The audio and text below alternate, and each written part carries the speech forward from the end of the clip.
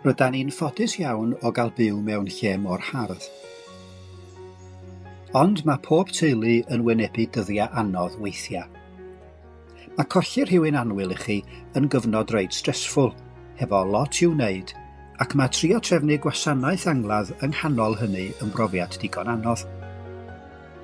Wrth gwrs, mae cael trefnydd angladdau da yn allweddol, a dwi'n ffodus fy mod i'n cael gweithio efo rhai o'r rhai gorau yn yr ardal.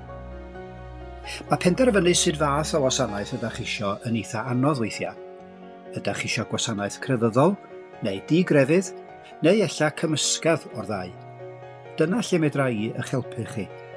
Ac efo'n gilydd, fe allwn ni drefnu gwasanaeth fydd yn deilwng o'r person sydd wedi'n gadael ni. Chi ddylai gael y dewis am be ydych isio mewn gwasanaeth. Pa ddiwsig, pa ddarlleniadau, barddoniaeth ella, a sut i'w wneud y deyrnged. Fedra i eich helpu chi efo hyn i gyd, ond chi pia'r dewis ar ddiwedd y diwrnod.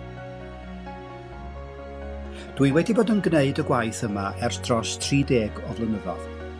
Felly mae gen i lot o brofiad fydd o help i chi wrth i chi drefnu'r gwasanaeth gorau posib.